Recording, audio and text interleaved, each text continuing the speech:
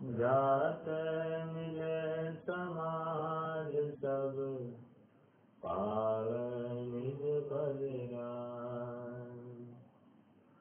इस भव तरु का मूल एक, जानहु मिथ्या भाव। ताको करि निर्मूल अब, करिए मोक्ष उपाय, करिए मोक्ष उपाय।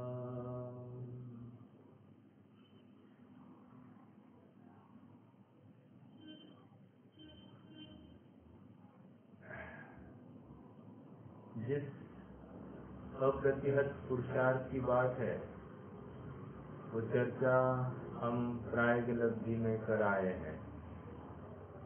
भर्तृहरि नाम के कवि हुए हैं, शुभचंद्राचार्य के सगे भाई, जो भटक गए थे कुछ काल में। तो उन्होंने जो भटकी हुई अवस्था में नीति के अनेक बातें लिखी है। तो एक वचन इस प्रकार का है, वो कहते हैं 3 प्रकार के पुरुष होते हैं। क्या कहा? 3 प्रकार के पुरुष होते हैं। एक वो होते हैं जो मार्ग ढूंढते हैं और ढूंढकर किसी भी कीमत पर उस मार्ग पर चलते ही चलते हैं और अपने मंजिल को प्राप्त करते हैं। दूसरे वो है जो मार्ग तो ढूंढते हैं, उस मार्ग पर चलना प्रारंभ ही करते हैं, लेकिन कालांतर में कुछ प्रतिकूलता आ जाती है, गाड़ी पंचर हो जाती है और फिर मार्ग पर चलने का नाम नहीं लेते हैं, आधे में ही छोड़ देते हैं। और तीसरे वो जीव है जो मार्ग को कठिन जानते हैं और कठिन जानकर उसकी तरफ देखते ही नहीं है। तो वो तो मार्ग तक पहुंचने की बात। दूसरा और तीसरा जो उदाहरण है, वो तो मार्ग तक या मंजिल तक पहुंचने का तो कोई कारण ही नहीं बनता है। तो पंडित साहब कह रहे हैं कि इन जो 2 नंबर और 3 नंबर की पुरुषार्थी जीव है, पुरुषार्थ काय का अपुरुषार्थी है, तो इनके लिए तो ये मार्ग है ही नहीं। अर्थात हमारे जो वचन है ये इनके लिए है ही नहीं। हमारे वचन उन जीवों के लिए है जो मार्ग ढूंढना चाहते हैं, ढूंढ रहे हैं, उस मार्ग पर चलना चाहते हैं और किसी भी कीमत पर वहां से हटना नहीं चाहते। अर्थात विश्व की सारी प्रतिकूलताएं एक साथ सामने आ जाए तो भी यह डिगेगा नहीं। अर्थात अपने शुद्धात्म तत्व की प्राप्ति के लिए ये सबसे लड़ बैठता है। सबसे लड़ बैठता है मतलब झगड़ालू है, झगड़ालू की बात नहीं है। सबको छोड़ने के लिए तैयार हो जाता है, सब कुछ छोड़ सकता है। दुनियादारी, स्त्री, पुत्र, मकान, जायदाद, पैसा, सब कुछ छोड़ सकता है, बस एक अपने शुद्धात्मा के लिए। ऐसा ये जीव है। तो इसका कितनी रुचि होगी बाह्य पदार्थों में? कुछ नहीं, मतलब शरीर में भी रुचि नहीं होगी। ऐसा जीव सबने तो के लिए पात्री हो जाता है। इसलिए पात्र की भी चर्चा आती है कि किस पात्र, मतलब पात्रता के बिना बाप भी अपने बेटे को प्रॉपर्टी नहीं देता है। देखता है नालायक बेटा है, कहा इसके नाम पर रजिस्ट्री कर दूं, तब उड़ा देगा, कुछ बचेगा नहीं। तो बाप अंतिम समय तक देता ही नहीं है और बेटा बूम मारता है, कितना मोह है बाप का, कितना मोह है बाप का, कितना मोह है, छोड़ता नहीं, छोड़ता नहीं। अरे छोड़ता नहीं, कहा कि नहीं, तेरी पात्रता नहीं है इसलिए तुझे मिल नहीं रहा है। जिस दिन तेरी पात्रता होगी, तुझे योग्य जानेगा बाप, तो पहले बोल देगा ला फॉर्म ला और ये ले साइन, अब सब मुझे निर्भर कर। लेकिन तू निर्भर करता नहीं है और बाप के नाम पे ताने देता है। वैसे ही यहाँ पर कह रहे पात्रता अपनी नहीं है और हम सम्यक दर्शन या रत्नत्रय नहीं प्राप्त हो रहा है, नहीं प्राप्त हो रहा है, कब प्राप्त होगा, कब प्राप्त होगा, ऐसे हम क्या करते हैं, अन्य अन्य निमित्तों को ढूंढते हैं और हमें सम्यक की प्राप्ति नहीं होती है। कैसे है? पात्रता अपनी बढ़ाए, हमारी धगज बढ़ाए, तो हम निश्चित रूप से हमको रत्नत्रय बोधि की प्राप्ति होती है। एक बात और है, 4 अनुयोग भगवान ने फरमाए हैं। 4 अनुयोगों में हम किसी एक ही अनुयोग के साथ पक्ष रखे तो भी हम सच्चे रुचिवंत जीव नहीं है। हमको मात्र द्रव्यनियोग का पक्ष आया, हम रुचिवंत नहीं है। हमको मात्र कर्णानियोग का पक्ष आया, हम रुचिवंत नहीं है। हमको मात्र चरणानियोग का पक्ष आया तो भी हम रुचिवंत नहीं है। इतना तो करते ना, इतना तो करने की बात नहीं है, तुम्हारा पक्षपातीपना है। अर्थात तुम्हें जो अच्छा लगा तो तुमने किया और उसको तुमने धर्म पूर्णता 100% धर्म मान लिया। लेकिन जैसा अनुयोग है, जैसी उसकी शिक्षा है, वैसे अंगीकार करने में महापुरुषार्थ है और तुमने भगवान की देशना को ठुकरा कर स्वयं अपना ही एक मार्ग चयन कर लिया है। कल हमने जो चर्चा की थी उसमें बात यहाँ तक आई थी कि जो सम्यक दृष्टि जीव हुआ है वो अब कहाँ अर्थात प्रथमोक्षम सम्यक का काल अंतर्मूर्त का ही होता है। अंतर्मूर्त के पश्चात नियम से इसको कोई नवीन कार्य करना पड़ेगा, अर्थात उसके नवीन कुछ कार्य होने वाला है। क्या हो सकता है? तो कहते हैं कि जो सत्ता में उपशमित किया हुआ द्रव्य था और उपशम करने की वजह से उसके 3 टुकड़े हो गए थे, अब वे अलग अलग तरह से उदय में आएंगे। वैसे आपको बताओ कि सम्यक प्रकृति का और सम्यक मिथ्यात्व का कभी भी बंधन नहीं होता। अब आगे एक प्रश्न करता हूं मैं कि मान लीजिए अभी मेरे सम्यक प्रकृति का उदय चल रहा है, तो सम्यक प्रकृति को लेकर मुझे कोई बंध होना चाहिए क्या?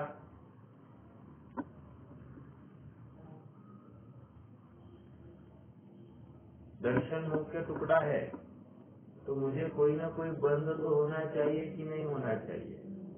आपका क्या कहना है?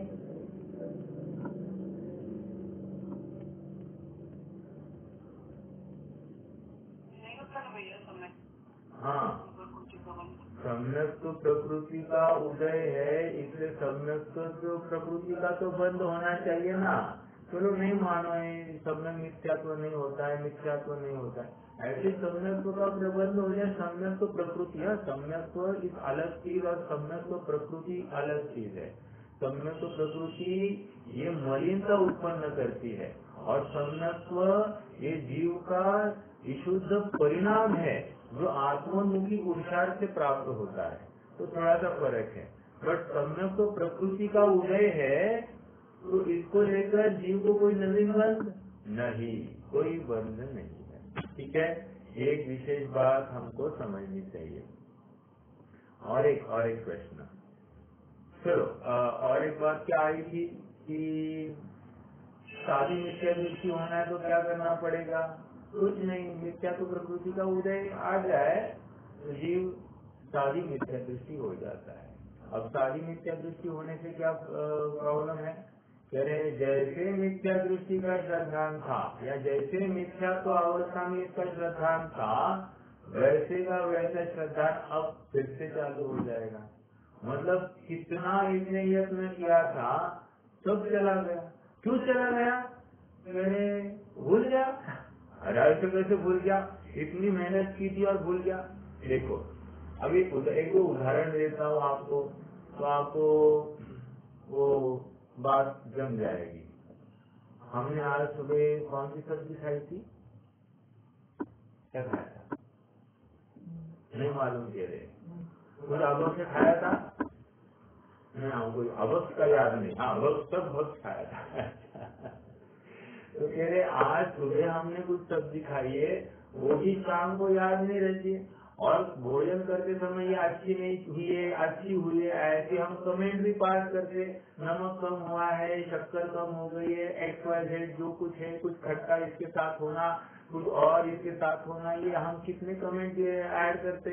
ऐसा होते हुए भी हमको शाम में हमने सुबह क्या चीज खाई है ये भी याद नहीं रहता है। तो जब ये चीज, जब भोजन आधा पौना घंटा कर रहे हैं और आधे पौने घंटे में उसी का स्वाद ले रहे हैं निरंतर, ऐसा होते हुए भी हमको वो चीज याद नहीं रहती है, तो अपने आप में सम्यक भी विस्मरण हो जाए, इसमें कोई अशक्य अशक्य होना ऐसा लगता नहीं है। एक बात। दूसरी बात देखो, और एक बात होती है, मैं मेरे साथ घटी हुई घटना बताता हूँ। मैं मुंबई में जब जॉब करता था तो वहाँ पर एक रविशंकर नाम का मतलब एक ऑपरेशन, एक यूनिट था, उसका ऑपरेशन देखता था। शॉपर चौक का जो पैकेजिंग का पूरा यूनिट था वो उसके पास में था। तो हमारा दिन में काफी बार उनसे मिलना, तो उसमें मुझे थोड़ा इंफ्रास्ट्रक्चर देखना पड़ता था, तो कोई ना कोई प्रॉब्लम लेकर मेरे पास आता था और फिर वो सब सॉल्व करने की बात चलती। तो निरंतर हमारा डायलॉग होता था, मतलब हम बात करते थे। इनफैक्ट भोजन के लिए भी साथ में बैठते थे। इनफैक्ट कंपनी से जाते समय साथ साथ निकलते थे। ये सब इतना हो गया, 3 साल हम साथ में रहे। और मैंने जब छोड़ दी वो कंपनी और 2-2.5 साल के बाद में अचानक उसका एक दिन मुझे फोन आया, श्रीपाल रवि बात कर रहा हूँ। मैंने बोला कौन रवि? कौन रवि? तो जिसको मतलब ऑफिस में हम कम से कम 2-3 घंटे तो साथ में रहते होंगे, साथ साथ बिताया होगा डेली, और ऐसे 3 साल इतना गाढ़ा संस्कार 2 साल में साफ, मतलब ये क्यों हुआ? तो कह रहे कहीं न कहीं विस्मरण, वो तो याद नहीं किया, बहुत साल स्मरण नहीं किया, तो हो सकता है ऐसा हो जाता है। ये समझ में आया है क्या? तो इसलिए जब लौकिकता में ये बातें घटित हो सकती है, तो पारलौकिक मार्ग में हम सम्यकों को भूल जाए, या सम्यकों का स्वरूप भूल जाए, या अपने आत्म स्वरूप को ध्यान की प्रक्रिया भूल जाए, क्या ये संभव नहीं है? नहीं साहब, ये तो नहीं संभव लगती। तो एक काम करना, सम्य को प्रकट करना और आजमाना। देखो भूल जाएंगे, क्योंकि कह रहे हैं ना, यहाँ पर कह तो रहे हैं, और इसीलिए तो भटकता है जी, नहीं तो क्यों भटकेगा? समझ में आ रहा है? देखो ना, महावीर का जीव भटका था कि नहीं भटका था? वैसे मेरा एक प्रश्न है, महावीर के जीव को सबसे पहली बार संघर्ष तो कब हुआ?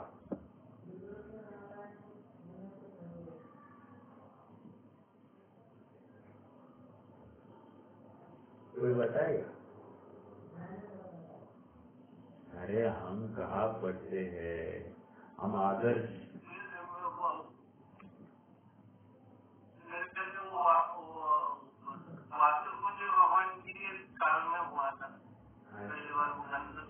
हाँ हाँ हाँ, वास्तु पूज्य। क्यों वास्तु पूज्य के टाइम में वो ठीक क्या हो गया?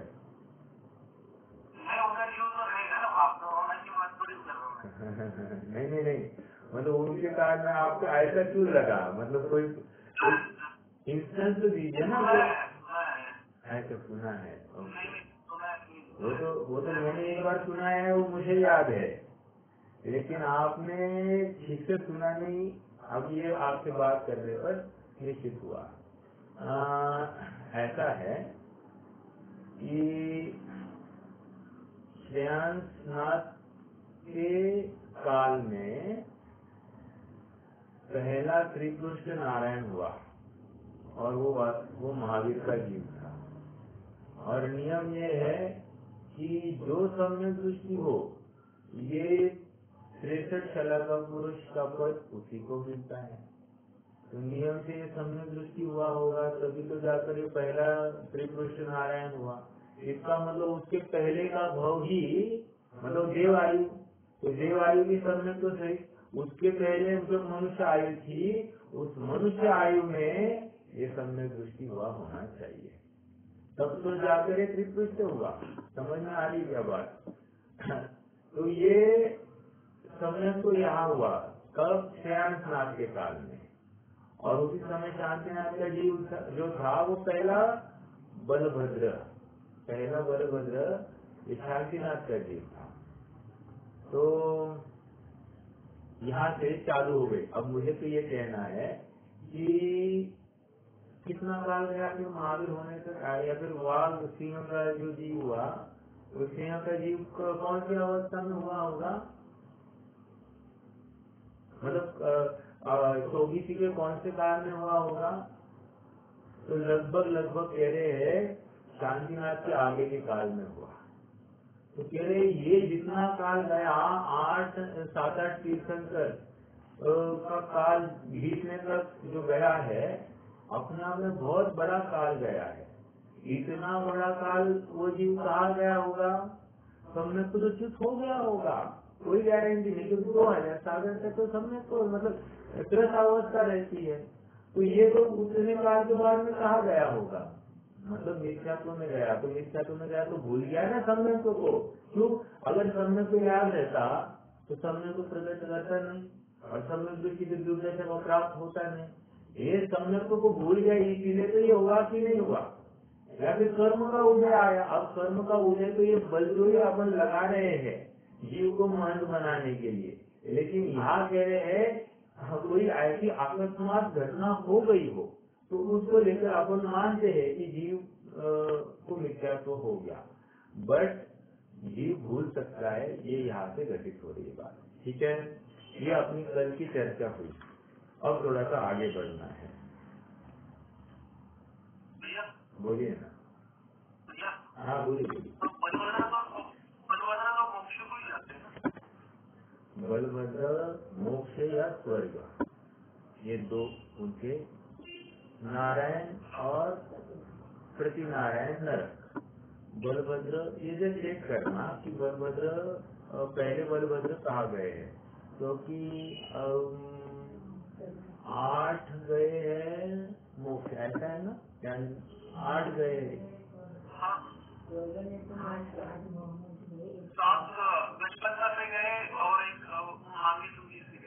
ये मोक्ष गए हैं क्या? 8 मोक्ष में गए हैं। अच्छा, एक स्वर्ग में, और स्वर्ग में जो गए ये तो लास्ट वाले गए हैं। तो फिर वो कौन सा जीव था? फिर शांतिनाथ भगवान का जीव तो था, ये बात तो पक्की है, क्योंकि मैंने पढ़ी हुई है। अभी मैं चेक करके बताऊंगा फिर वो मतलब कौन सा जीव था, ये समझना पड़ेगा, ठीक है? फिर शांतिनाथ भगवान का जीव नहीं होना चाहिए, है ना? देखते हैं, मैं चेक करूंगा फिर बताऊंगा आपको। हाँ, लेकिन स्वर्ग भी जा सकते हैं, मोक्ष भी जा सकते हैं, मतलब कोई दोनों में से एक की बात है। हाँ, लेकिन जैसे अभी हमने देखा कि 8 गए हैं, तो इसका मतलब कोई दूसरा पात्र होगा, ये समझना पड़ेगा मुझे। चलिए, लेकिन श्री कृष्ण नारायण का जीव तो ये महावीर का ही जीव था, ये तो बात पक्की है। ओके, चलिए आगे बढ़ते हैं।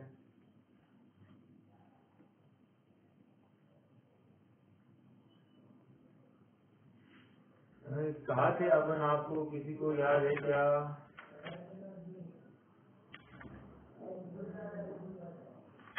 ये भूल जाता तो हो गया। हाँ हाँ, चलो पेज 265 लास्ट डायग्राम।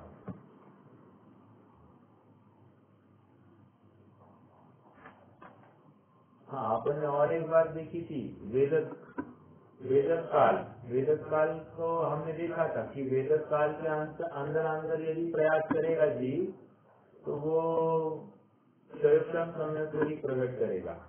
लेकिन वेदक काल बीतने के बाद में सत्ता में तीनों प्रकृतियां दर्शनों के तीनों टुकड़े पड़े होंगे तो भी जीव को प्रथमोक्षम समय को पंचलब्धि पूर्वक करना ही पड़ेगा। एक बात ठीक है। दूसरी बात यह है, मान लीजिए कि उद्वेलना हो गई, समय तो प्रकृति रूप हो गई, तो फिर 6 प्रकृतियों का उपशम करके इसको समय को हो सकता है, वहाँ पर भी प्रथमोक्षम समय को ही होगा। और यदि ये समय मिथ्यात्व रूप और समय मिथ्यात्व कन्वर्ट हो गई है, तो अब सत्ता में क्या है, 5 ही पड़े, तो 5 की उपशमना करके यह जैसे प्रथमोक्षम समय को प्रकट करेगा। ऐसे 5, 6 और 7 प्रकृतियों का उपशम करके ये समय को प्रकट करता है। ठीक है। और एक प्रश्न है, पूछो क्या? देखो प्रश्न ये है, जीव मिथ्या दृष्टि मतलब सारी मिथ्या दृष्टि हुआ क्या? जीव सारी मिथ्या दृष्टि हुआ मतलब प्रथमोक्षम प्रकट किया, और अब ये मिथ्या तो प्रकृति का उदय आया या पुरुषार्थ से हीन हुआ तो ये मिथ्या दृष्टि हो गया। ठीक है। और समझना, ऐसा जरूरी नहीं है कि 6 महीना राह देखनी पड़ेगी जीव को तो सम्यक दृष्टि से मिथ्या दृष्टि हो जाए, ऐसा कोई जरूरी नहीं है। मैक्सिमम कषाय वासना काल 6 माह बोला है, पहले भी हो सकता है, कोई बड़ी बात नहीं। ठीक है। जैसे मुनिराज का भी बताया, मैक्सिमम अंतर्मुख तक रहे तो ही उनको मिथ्या को आ जाए, ऐसा नहीं है। मिथ्या तो में उसके पहले भी आ सकते। मैक्सिमम सम्यक को बरकरार रखने के लिए या गुणस्थान बरकरार रखने के लिए उनको अंतर्मूर्त अलाउड है, लेकिन उसके अंदर अंतर्मूर्त के अंदर उनको एक रिफ्रेश स्वयं को करना है। रिफ्रेश मतलब डुबकी लगानी है। वैसे ही सम्यक को बरकरार रहेगा 6 माह तक, तो 6 माह तक मैक्सिमम स्पैन है। हो सकता है अभी सबने अभी डुबकी लगाई और अभी बाहर आ गए और फिर विषयों में लग गए, मिथ्या तो हो गया, ऐसा हो सकता है। जब मुनियों के संभव है तो चतुर्थ गुणस्थान वाले पंचम गुणस्थान वाले के संभव है कि नहीं है? तो ये पॉसिबल है। ऐसा बिल्कुल नहीं ध्यान में रखना कि समय तो बरकरार रहता होगा, ऐसा कुछ नहीं है, कोई नियम नहीं है। वो तो अभी आया समय को में, अभी मिथ्या तो में आया। हाँ, जब फिर से उसको दोबारा समय को प्रकट करना है तो उसको फिर से डुबकी लगानी पड़ेगी, ये इतनी बात तो पक्की है। ठीक है, अर्थात विशुद्धि प्रकट करनी पड़ेगी। आइए थोड़ा सा और आगे। अब मेरा आगे एक प्रश्न है। प्रश्न ये है कि सारी मिथ्या दृष्टि जीव है। अब सारी मिथ्या दृष्टि जीव है, इसको तीसरा गुणस्थान प्राप्त करना है। तीसरा गुणस्थान कैसे करेगा?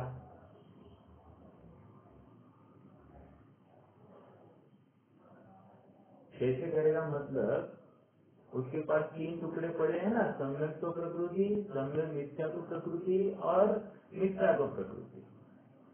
तो इनमें से किसी एक का उदय लाना है उसको, और वो सम्यक तो मतलब वो तीसरे गुणस्थान को प्राप्त होगा। मेरा प्रश्न ये है कि तीसरे गुणस्थान में आने के लिए वो क्या पुरुषार्थ करता होगा या किस जाति का पुरुषार्थ करता होगा?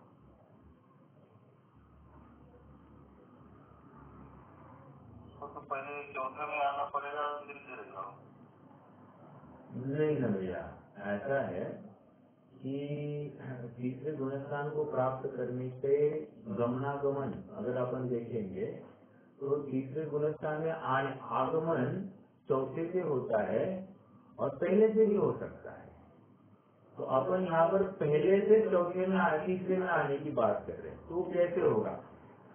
चौथे में आए से नीचे आया तो समझ लेना कि वहाँ पर परिणाम में शिथिलता आ गई है और उसी समय में सम्यक मिथ्यात्व स्वरूप के उदय में आई है, सम्यक प्रकृति का उदय नहीं आया और सम्यक मिथ्यात्व स्वरूप के उदय में आई, इसलिए उसको तीसरा गुणस्थान प्रकट हो गया। ये तो हमको सरल दिखाई दे रहा है, लेकिन अब मेरा प्रश्न ये है, अभी वो मिथ्यात्व में है, मिथ्यात्व से तीसरे में आना है, ये पॉसिबल है।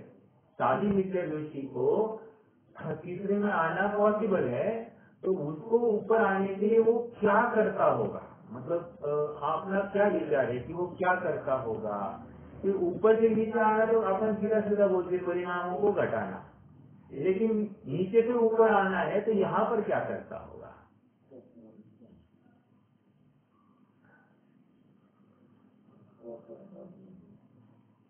हाँ?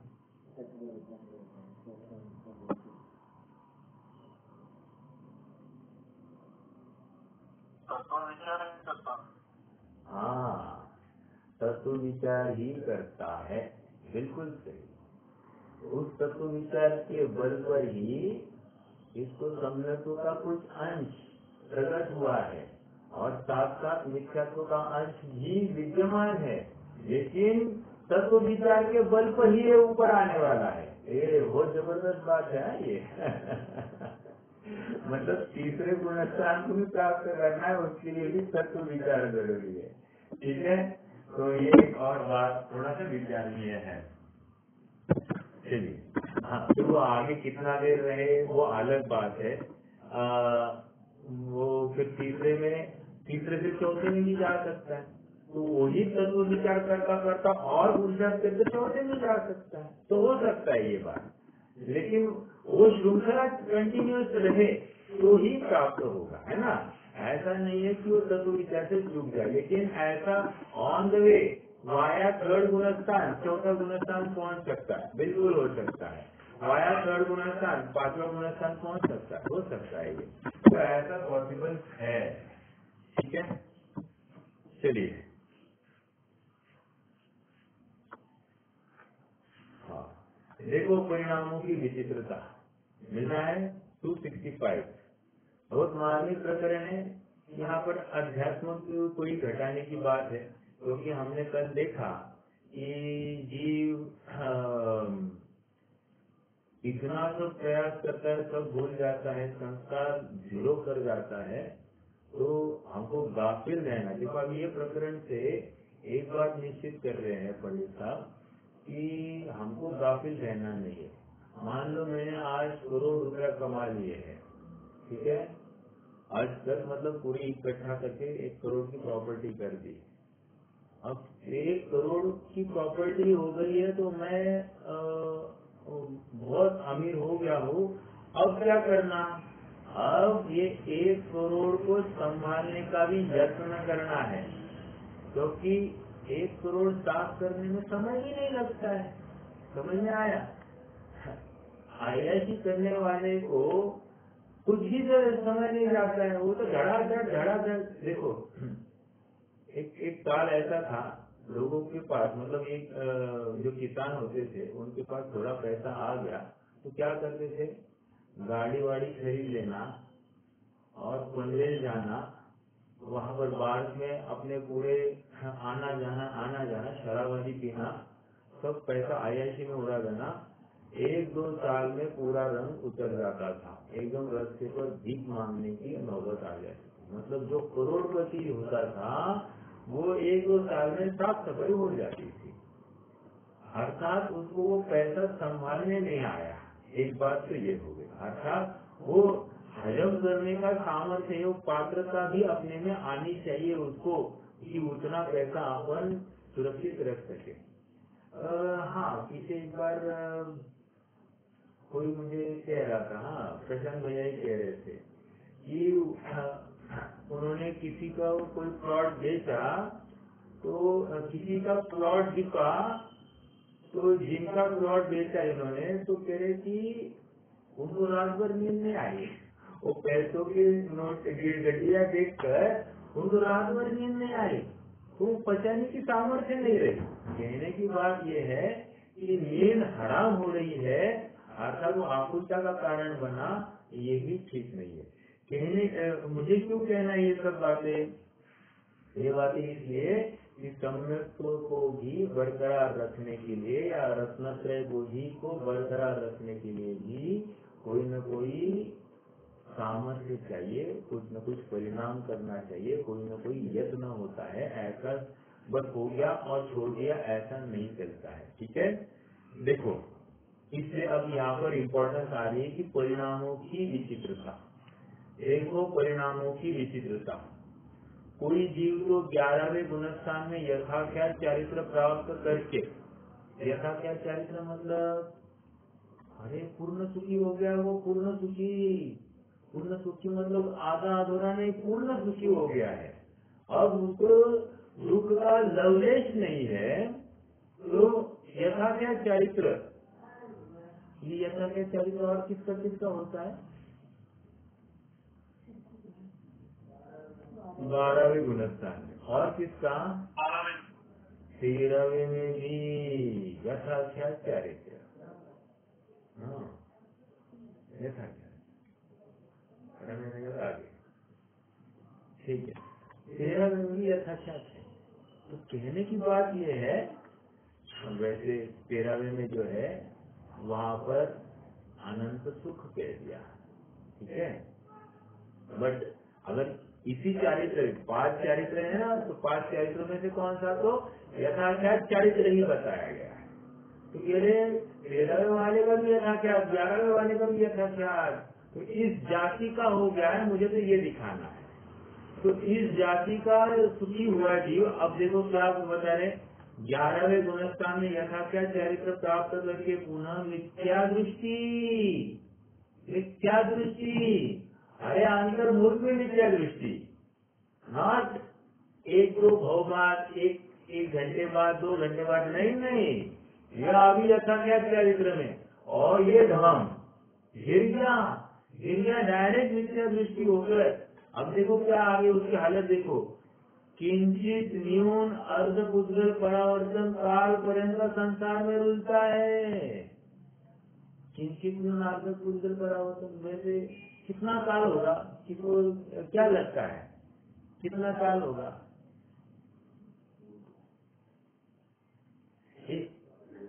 एक पुद्गल परावर्तन में कितना काल है कि हमने पढ़ा है मोक्ष प्रकाशक में, इसलिए मैं पूछ रहा हूँ।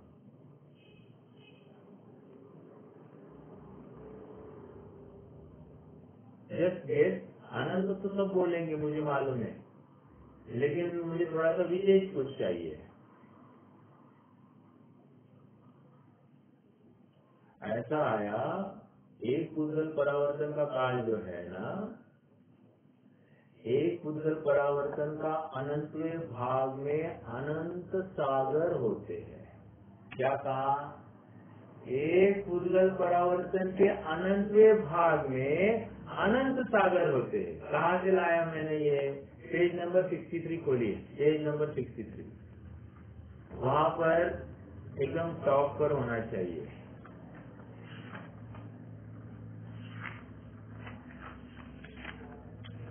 देखो,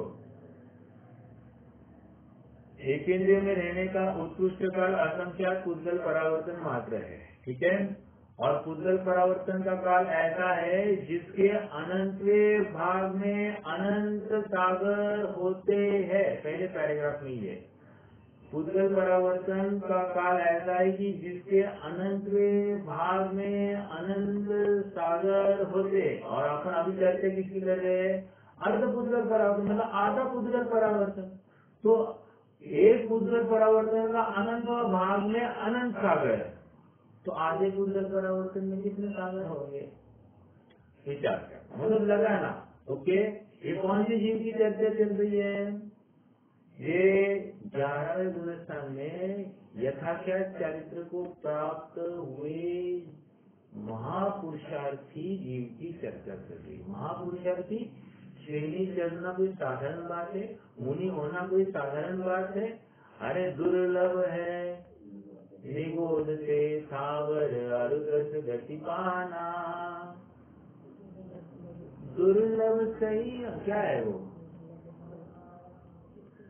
नर काया को स्वरूप क्या है, जो कुछ है, मतलब आप दुर्लभ का लगाते जाना और फिर दुर्लभ संयम और मुनि व्रत धारण करना, ये बात आई वहाँ पर। तो मुनि होना अपने आप में दुर्लभ, और मुनि होने के बाद में उपशम श्रेणी चढ़ना महादुर्लभ।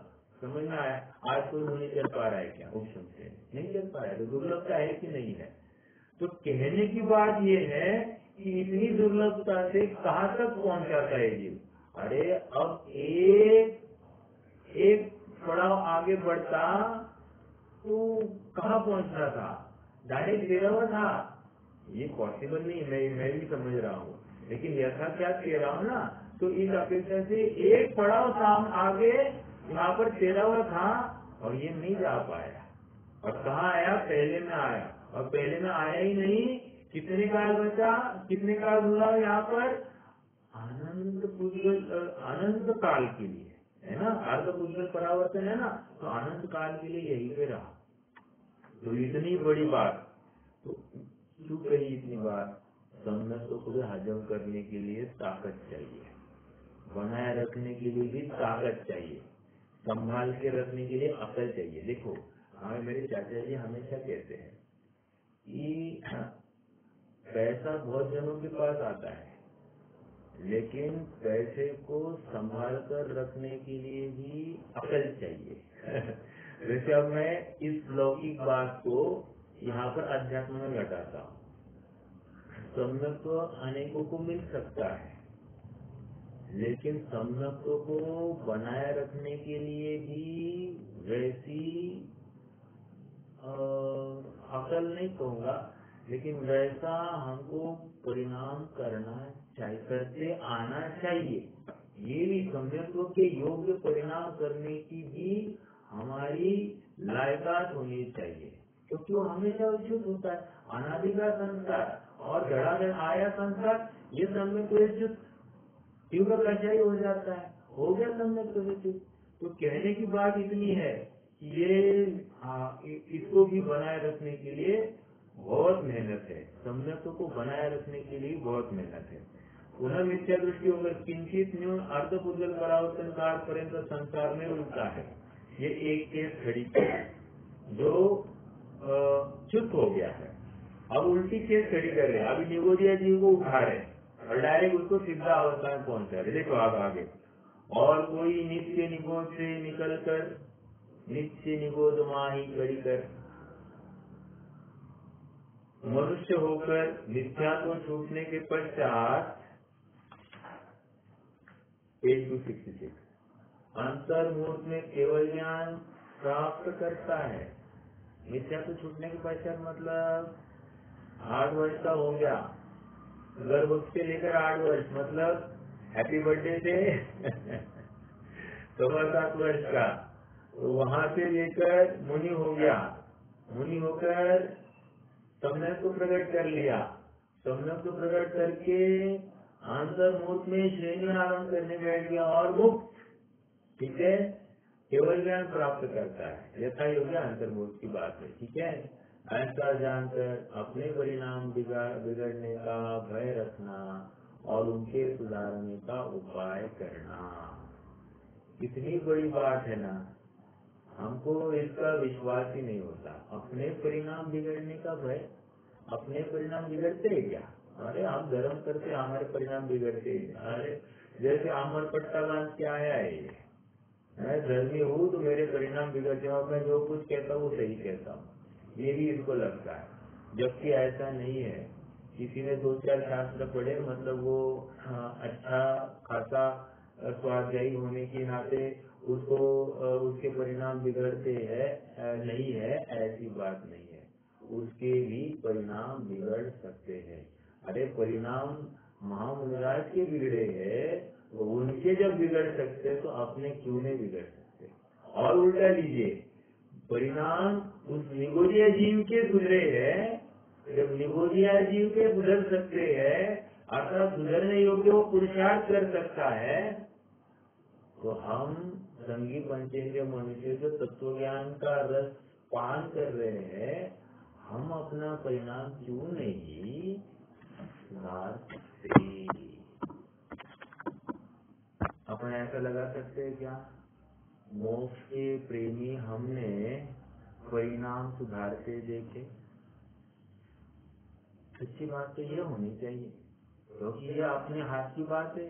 कर्मों से लड़ना ये अपने हाथ की थोड़ी बात है। समझ में आ रहा है क्या? तो सचमुच सच्ची बात तो ये है कि तत्व ज्ञान करके देखे, तत्व निर्णय करके देखे, सिर्फ संयोग और सहयोगी भावों का ही निर्णय करके बैठे और संयोग और सहयोगी भाव में अपने परिणाम को सुधारते रहे। बाहर में कुछ भी बात नहीं है, सब बात अंदर में है, ये निर्णय करते रहे। बाहर में कुछ भी उपाय करना नहीं है, अंदर में उपाय करना है। जैसे बहुत बार कोई किसी को स्किन की बीमारी हो या कुछ भी हो, लोग क्या करते हैं, बाहर से मलहम लगाते हैं, लेकिन सच्चा वैद्य होगा तो वो क्या करता है, वो अंदर से दवाई देता है। अंदर से जो असर होता है बाहर में वो झलकता ही झलकता है। समझ में आ रहा है? तो यहाँ पर कह रहे हैं कि परिणाम सुधारना अर्थात तत्व विचार करना, और तत्व विचार करना ये टोटली जीव की इंडिपेंडेंट क्रिया है। किसी और का इसमें दखल अंदाजी स्वीकार नहीं है। प्रकृति को ऐसा सहज जीव का सामर्थ्य है, और इस सामर्थ्य को नहीं समझने की वजह से और पर में अपना कर्तृत्व का अहंकार भाषित होने की वजह से ये जीव संसार में भटक रहा है। मतलब कहाँ कहे, ये मेरा पेशेंट, ये मेरा क्लाइंट, ये मैंने इसका ऐसा किया, मैंने ऐसा किया, मैंने बच्चे को ये किया, मैंने पत्नी को ये ठीक किया, मैंने घर को ऐसा बनाया, मैं करते हुए इसने हर जगह पर मैंपना स्थापित किया, और जहाँ पर अहम स्थापित करना था, अहम एक को खलु शुद्धो ऐसा न करते हुए पर एक को महाशुद्ध हो, पर में एकत्व करके इसने महाशुद्धता की कल्पना की है। और होना क्या था, हम एक को खलु शुद्धो, मैं एक हूँ, मैं मतलब शरीर से रहित, रग कर्म नौ कर्म भाव कर्म से रहित, ऐसा मैं शुद्ध हूँ। समझ में आ रहा है क्या?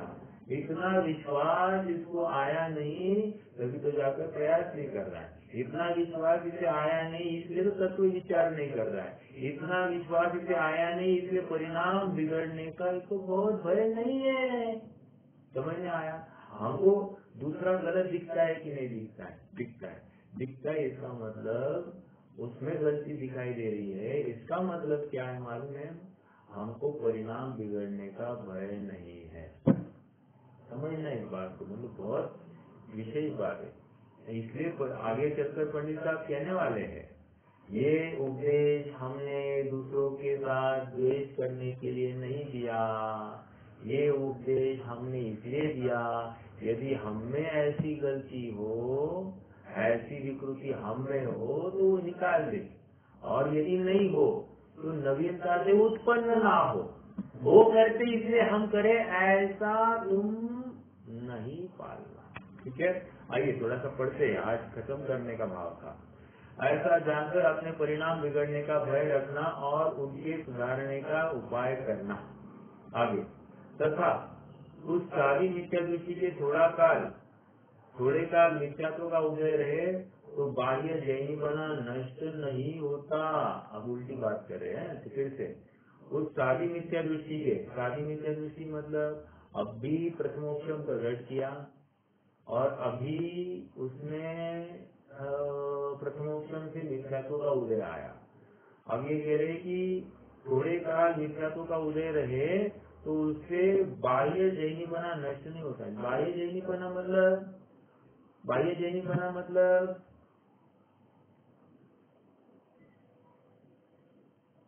बोलो, अंतरंग जैनी और बाह्य जैनी ऐसे दो है क्या?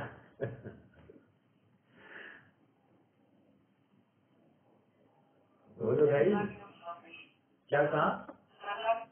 बहुत चरना और अपेक्षा, बहुत अच्छा।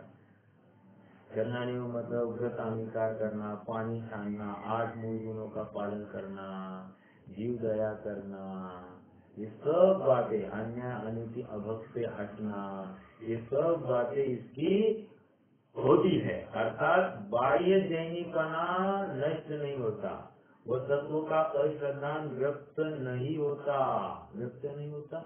अगेन अंडरलाइन दिस वर्ड, तत्वों का अश्रद्धान व्यक्त नहीं होता। मतलब क्या?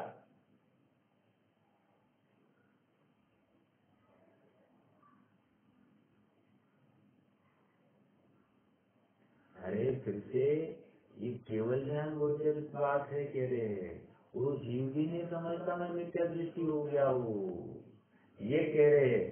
पहली बात तो जीव ये समझता नहीं कि मैं सम्यक दृष्टि हो गया हूँ। अब दूसरी बात ये कह रही वो ये समझता नहीं कि मैं मिथ्या दृष्टि हो गया हूँ। समझ में आ रहा है क्या? इसलिए एक अच्छा उदाहरण, लौकिक उदाहरण देते हैं। देखो क्या है, मान लीजिए कोई करोड़पति है ना, और आज अचानक ये हुआ है कि कंपनी को आग लग गई या कोई बहुत बड़ा घाटा आ गया, नुकसान हो गया, तो अब करोड़पति जो है अगर रातों रात उसका चेंज करेगा क्या? ये सब मतलब आचार विचार रहन सहन बदल देगा। अब मान लीजिए 100 नौकर थे तो 50 नौकर करेगा। मान लीजिए 2-4 गाड़ियां थी तो 1-2 गाड़ी कम कर देगा। नहीं, वैसे का वैसा ठाट बाट रहेगा। क्योंकि यदि वो आज आधा कुछ करने जाए, देखो अब ये तो लौकिक उदाहरण है, आज यदि वो कुछ आधा करना जाए तो लोगों को शंका आ जाएगी, डबघाई झालं, दिवाळं काढलं, सब पैसा मांगने के लिए वहाँ पर खड़े होंगे। इसलिए ये थोड़ी सी आहट किसी को आने नहीं देता, जैसे का वैसा उसका रहना सहना। देखो ना, अभी अनिल धीरूभाई अंबानी, इतना सब कर्जा है, कितना कर्जा मुझे नहीं मालूम, लेकिन जो कुछ कर्जा इतना मालूम है, बहुत इतना भाव आता है कि बहुत कर्जा है कि उसकी पूरी प्रॉपर्टी बेचे तो भी उसका कुछ कर्जा मेल होने वाला नहीं है, ऐसी अवस्था में है। ऐसा होते हुए भी वो कोई अपने लाइफस्टाइल में कुछ कम करता है क्या? कोई चेंज करता है क्या? जितना आयाशी, जितना आयशो आराम में वो पहले जीता था वो वैसे ही जी रहा है कि नहीं जी रहा? क्यों? क्योंकि आज यदि कुछ घटबट कर दे तो जितने देनदार है सब पहले में ऐसा करने के लिए आ जाए। समझ में आ रहा है क्या? तो ये क्या आया, कहाँ से आया? वो तत्वों का अश्रद्धा व्यक्त नहीं होता, वो विचार किए बिना ही थोड़े विचार ही से पुनः सम्यत्व की प्राप्ति हो जाती है। थोड़ा तत्व विचार करे, थोड़ा विचार मतलब विकल्प नहीं, हाँ, तत्व विचार मतलब भेद विज्ञान, भेद विज्ञान निरंतर, ये मुझसे भिन्न, ये मुझसे पृथक, हर समय में हर क्रिया में ये अपने को पर से पृथक देखने का अभ्यास करता है। खाते पीते उठते बैठते हर समय में उसको पर से पृथक करने का अभ्यास चल रहा है।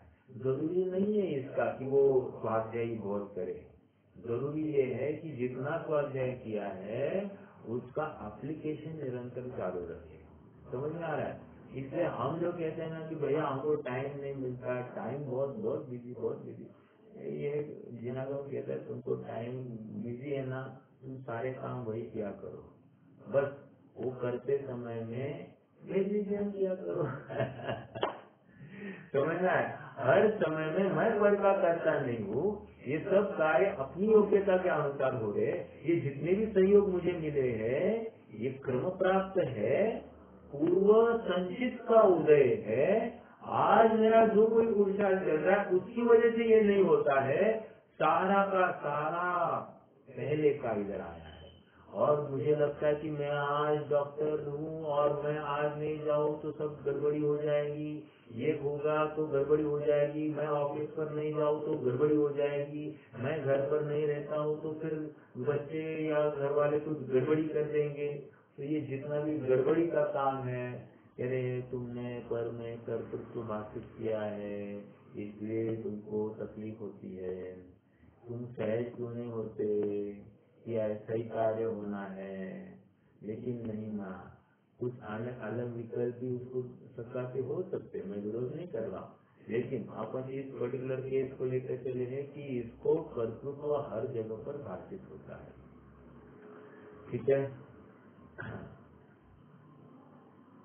सम्यक्त्व की प्राप्ति हो जाती तथा बहुत काल तक मिथ्यात्व का उदय रहे तो जैसी अनादि मिथ्या दृष्टि की दशा होती है वैसी इसकी भी दशा होती है। गृहीत मिथ्यात्व भी वह ग्रहण करता है और निगोद आदि में रुचता है, इसका कोई प्रमाण नहीं है। आगे, तथा कोई जीव सम्यक्त्व से भ्रष्ट होकर सासादन होता है। सासादन मतलब दूसरा गुण, यहाँ सम्यक्त्व से भ्रष्ट हुआ मतलब प्रथमोक्षम सम्यक्त्व का काल चल रहा है, उस समय में दर्शन मोह का तो उदय नहीं आ रहा है। क्यों? क्योंकि उसका हुआ है प्रशस्त उपशम। तो लेकिन उसी समय में अनंतानुबंधी के निषेध सत्ता में पड़े हैं, और सत्ता में पड़े जब भी वे उदय में आते हैं तो क्या होते हैं, वे अप्रशस्त उपशमित होकर आते हैं। अप्रशस्त उपशमित होना मतलब क्या, अन्य मुख से उदय में आना। अन्य मुख से उदय में आना मतलब क्या, अब अनंतानुबंधी की जाति है, वो जाति अब अप्रत्याख्यान प्रत्याख्यान या संयोजन रूप कन्वर्ट हो जाती है। उसका सारा का सारा तत्व अप्रत्याख्यान प्रत्याख्यान और संयोजन रूप हो जाता है। तो चारित्र मोही इस रूप से होकर उदय में आएगी। तो इससे क्या फायदा हुआ, कि इससे ये फायदा हो रहा था कि ये सम्यक दृष्टि बना रहता था। नहीं तो क्या है, ये जब भी स्वमुख से आएगी तो अपने आप में ये जीव को धड़ाम से नीचे गिराएगी। अर्थात सम्यक्त्व का घात करने के लिए निमित्त वैसे अनंतानुबंधी भी है, इसलिए अनंतानुबंधी को द्विस्वभावी कहा है। द्विस्वभावी जात्यंतर प्रकृति का है, जात्यंतर जाति से अंतर रखती हुई प्रकृति। इसका काम क्या था, चारित्र का घात करना, लेकिन इसने क्या किया, चारित्र के घात के साथ साथ सम्यक्त्व का की भी घात किया, इसलिए इसको जात्यंतर प्रकृति कहा। ठीक है, द्विस्वभावी जात्यंतर एग्जैक्टली नहीं बोल सकता हूँ, लेकिन द्विस्वभावी तो पक्की बात है। जात्यंतर एक्चुअली एक तो सम्यक मिथ्यात्व को बताया गया है और दूसरा अप्रत्याख्यानावरण को बताया गया है। प्रत्याख्यानावरण को बताया गया है। जात्यंतर प्रकृति अनंतानुबंधी का तो द्विस्वभावी बताया गया है। ठीक है, चलिए आगे बढ़ते हैं। तथा कोई जीव सम्यक्त्व से भ्रष्ट होकर सासाधन होता है वहाँ जगन्य एक समय उत्कृष्ट छह अवधि समान काल रहता है। सासाधन का काल क्या है, जगन्य एक समय उत्कृष्ट छह अवधि रहता है। मतलब एक समय बाकी था प्रथम मोक्षम को खत्म होने के लिए, और उतने में आ गया किसका अनंतानुबंधी में से कोई एक का उदय आ गया। बस जीव अब एक समय के लिए दूसरे गुण स्थान में आ जाता है, और फिर एक समय जैसा काल खत्म हो गया गिरने वाला है, और आगे समय में बैठा है ना नीचे, कौन सा, तीन टुकड़े हुए जो उपशमित। अब मेरा प्रश्न है कि उनमें उन तीन में से किसका उदय आएगा। जीव साधारण सम्यक्त्व का की अवस्था में है, अब तीन में से सम्यक्त्व, सम्यक मिथ्यात्व और मिथ्यात्व प्रकृति में से किसका उदय आएगा।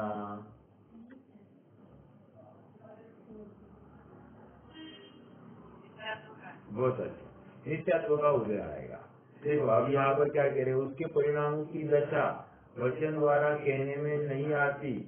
सूक्ष्म काल मात्र किसी जाति के केवल ज्ञान गम्य, अगेन अंडरलाइन दिस, सूक्ष्म काल मात्र वो परिणाम है, किसी जाति के केवल ज्ञान गम्य परिणाम होते हैं। केवल ज्ञान ही जान सकता है, हम और आप सचमुच सजीव नहीं जान सकते। वहाँ अनंतानुबंधी का तो उदय होता है, मिथ्यात्व का उदय नहीं होता। तो आगम प्रमाण से उसका स्वरूप जानना। ठीक है, आगे बढ़ते हैं। ये देखो, मेरा एक प्रश्न है ऐसे ही सहजता से। ये प्रकरण थोड़ा अपने आप में क्लिष्ट है।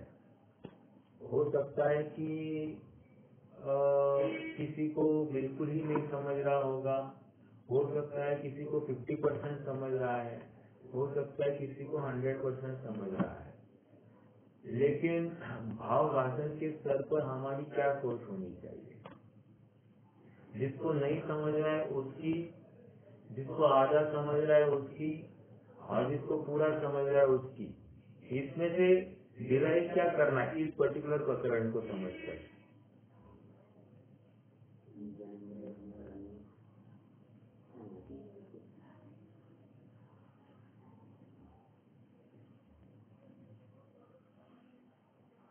देखो,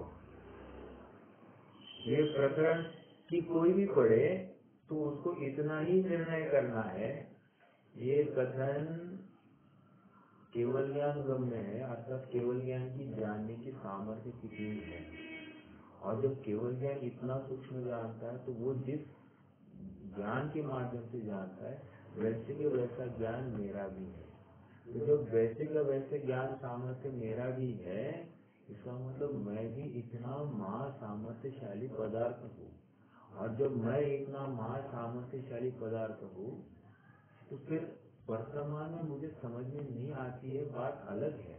लेकिन ये इसमें तो मेरा हित ही छिपा है। इसमें से तो एक ही डिराइव करना है, वितरागता का पोषण करना चाहिए।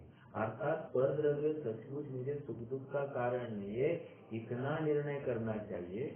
मुझे तो निरंतर तत्व विचार करते हुए भेद ज्ञान करने का अभ्यास करना चाहिए। समझ में आ रहा है क्या? ये इतना ही समझना है इस पूरे प्रकरण को समझकर, चाहे किसी को टेक्निकलिटी समझे अथवा नहीं समझे, ये इतना तो कर सकते कि नहीं। फिर ऐसा प्रश्न नहीं करना ये समझने की क्या जरूरत है, ये अगर नहीं समझे तो क्या होगा। अरे भैया, ये नहीं समझेंगे तो क्या करोगे आप कोई फिल्मी गाना सुनने के लिए जाओगे या फिर किसी के साथ बातें लगाओगे, चार विकथाओं में प्रवृत्ति करोगे, पंचेंद्रिय के भोगों में प्रवृत्ति करोगे, तो वो आपको आग दिखाई नहीं देती है। और यहाँ पर तत्वज्ञान की बात हमको आकुलता उत्पन्न करा रही है। ये किसका परिचायक है? हमारी रुचि की कमी का परिचायक है। ये इस बात का परिचायक नहीं कि हमको समझ में नहीं आ रहा है, ये इस बात का परिचायक है कि हमारी रुचि कम है। देखो, मैं एक बात कहता हूँ, किसी ने मुझे कहा कि श्रेयांश है ना, ये ऐसा ही है वैसा ही है, तो उसने मुझे श्रेयांश के बारे में 2-4 खोटी बातें, मतलब खड़ी भी होगी, वो कुछ बातें आकर मुझे सुनाई। तो इससे मुझे क्या निर्णय करना चाहिए? श्रेयांश ऐसा ही है या सामने वाले का अभिप्राय श्रेयांश संबंधी ऐसा है? क्या करना चाहिए निर्णय मुझे? सामने वाले की सोच श्रेयांश संबंधी ऐसी है, मुझे डायरेक्टली कंक्लूजन पर आना नहीं है, बस सामने वाले का उसके बारे में विचारधारा ऐसी है। अब सेम बात यहाँ पर लाई, कि हमको समझ में नहीं आ रहा है तो क्या करना? हमको समझ में नहीं आ रहा है तो जरूरत है क्या? ये सोच गलत है। इसका मतलब हमें जिनवाणी जिनवचन रुचिकर नहीं लगे, हमको तो विषय भोग ही रुचिकर लगे है, ऐसा निर्णय हमने किया। ओके, जो ऐसा कहता है और जिसे ये समझ में आ रहा है कि अरे बहुत उत्कृष्ट बात है, क्या कहा ये समझ में नहीं आया, लेकिन इतना समझ में आया कि अत्यंत उत्कृष्ट बात है, हमने सबसे पहली बार आज ऐसा भाव भाषण किया, तो ये सच्ची रुचि का परिचायक है। समझ में आ रहा है क्या? इसलिए कितना समझ रहा है इसको जिनागम में कोई वैल्यू नहीं है, लेकिन समझकर उसका उस जाति का भाव भाषण होना और मुझे भी करने योग्य ऐसा ही कार्य है, जो ये कह रहे यही मार्ग है, अन्य प्रकार से नहीं है, ये इतना निर्णय तो हमको करना ही चाहिए। समझ में आ रहा है क्या? इतना तो अपने में सामर्थ्य है कि अपन इतना निर्णय कर सके। ठीक है, चलिए। और जिसको सच्ची रुचि होती है ना, वो कुछ भी कर सकता है। कालिदास क्या था? खोपड़ी ऐसी थी उसकी कि जिस टहनी पर बैठा था उसी टहनी को तोड़ रहा था। ऐसा तो महा बुद्धू था और ओवरनाइट संस्कृत का महा विद्वान बन गया, जिसको लेकर आज तक हजारों लोगों ने उसके ऊपर पीएचडी किए। इतना होशियार वो अचानक कैसे हो गया? अर्थात सच्ची रुचि के बल पर ये जीव कितनी बड़ी दूरी तय कर सकता है, इसका परिचय हमको लौकिक जगत में दिखाई देता है। तो it's not necessary that you are a born scholar, it's necessary that how much interest you keep in a particular topic. आपको जिस विषय को समझने के लिए आप उद्यमवंत हुए हैं, उसमें हमको कितनी रुचि है, वो निश्चित करेगी कि हम कितना आगे बढ़ेंगे। ये निश्चित नहीं करेगा कि हमको कितना समझ में आया। हमको कितनी रुचि है, ये हमको हमारा डिस्टेंस कितना तय होने वाला है वो निश्चित करेगी। ठीक है, तो यहाँ पर सारा रुचि का खेल है। आइए थोड़ा सा आगे बढ़ते हैं। कहाँ गए? हाँ, तथा कोई चीज सम्यक तो सिर्फ दृष्टि होकर मिश्र गुण स्थान को प्राप्त होता है, वहाँ मिश्र मोहनीय का मिल रहा है ना, तीसरा चौथा करेगा, वहाँ मिश्र मोहनीय का उदय होता है। इसका काल मध्यम अंतर मूर्त मात्र है, तो इसका भी काल थोड़ा है, इसलिए इसके भी परिणाम केवल ज्ञान गम्य है। वहाँ इतना भाषित होता है, अभी यहाँ थोड़ा सा भाषित हो रहा है, इतना भाषित होता है कि जैसे किसी को शिक्षा दी तो उसे वह कुछ सत्य और कुछ असत्य एक ही काल में माने, उसी प्रकार तत्वों का श्रद्धान अश्रद्धान एक ही काल में हो, वह मिश्र दशा है। मतलब सच्चे देव शास्त्र गुरु का भी श्रद्धान और अन्य का भी श्रद्धान यहाँ पर हो सकता है, या फिर मैं शरीर हूँ ऐसा भी श्रद्धान और मैं आत्मा हूँ ऐसा भी श्रद्धान एक ही समय में भाषित हो सकता है। समझ में आ रहा है क्या? ऐसा श्रद्धान इस जीव को होता है। ये विनय मिथ्यात्व अलग चीज है। विनय मिथ्यात्व मतलब सभी देव एक है, ऐसा तो वो विपरीत श्रद्धान ही है। लेकिन ये विपरीत श्रद्धान नहीं है, ये तत्व निर्णय में जैसे आपने अभी चर्चा हुई, तत्व निर्णय करता हुआ जीव ही ऊपर आ रहा है। इसका मतलब इसका श्रद्धान जिम्मानी का जोर आ रहा है, लेकिन पूरा निर्णय नहीं हो रहा है। समझ में आ रही बात? तो ये मिश्र दशा। कितने ही कहते हैं हमें तो जिन देव तथा अन्य देव सर्व ही वंदन करने योग्य है इत्यादि मिश्र श्रद्धान को मिश्र गुणस्थान कहते हैं। समझ में आया? सभी देव एक है, नमो लोए तमो चावनम। एक बार सभी साधु को मेरा वंदन है। सभी साधु मतलब जितने सोम्या गोम्या जितने भी दिखाई देते हैं सब क्या है, सभी साधु में आ गए। ठीक है, तो ऐसा नहीं है, यह तो प्रत्यक्ष मिथ्यात्व दशा है। व्यवहार रूप देवादिक का श्रद्धान होने पर भी मिथ्यात्व रहता है, तब इसके तो देव कुदेव का कुछ निर्णय ही नहीं है, इसलिए इसके तो यह विनय मिथ्यात्व प्रकट है। किसकी बात चल रही है? जो ऐसा मानता है कि सभी देव एक है, ओके, उसका क्या है? उसका तो विनय मिथ्यात्व ही है। इस प्रकार सम्यक्तों के सम्मुख मिथ्या दृष्टि का कथन किया, प्रसंग प्राकर अन्य भी कथन किया। ठीक है, आज रुकते हैं, कल थोड़ा सा अपन पढ़ेंगे और फिर अपन 8वें अध्याय को भी प्रारंभ करेंगे। ये लगभग 7वां अध्याय अपना 75 सत्रों के लिए चला है। 75 लेक्चर चले हैं जो अपने आप में एक घंटे के चले। 75 से ज्यादा ही होना चाहिए। इतना बड़ा अपना ये 7वां अध्याय का स्पैन है। अपने आप में 2.5 महीना अपन ने इसके ऊपर लगाया है। और मैं समझता हूँ कि इसमें अनेक प्रकार के मिथ्यात्व भावों का निरूपण पंडित साहब ने किया है। अपन जहाँ पर खड़े हैं उसमें कौन सा भाव इक्विवेलेंट दिखाई देता है, इसका हम स्वयं परीक्षण करें और वो भाव का, उस विकार का त्याग करने का यत्न करें और अपने भूमिका को आगे बढ़ाएं। तभी जाकर इस जीव को सुखी होने का या उस मार्ग पर चलने का एक अवसर खड़ा रहेगा। जिसको लगता है कि हमने कंप्लीट कर दिया है, तो वो जीव अब उसने अपनी ग्रोथ को, अपनी वृद्धि को अवरुद्ध किया है, कुंठित किया है, अब वो इसके आगे नहीं बढ़ सकता, जबकि अभी तक उसने कुछ भी किया नहीं है। ठीक है, तो हम सब आत्म परीक्षण करें और जल्द से जल्द अपने हित रूप ऐसे अपने शुद्धात्मा की प्राप्ति करें। यही मंगल भावना। कोई प्रश्न है तो रख सकते हैं, नहीं तो दिनवानी छुट्टी।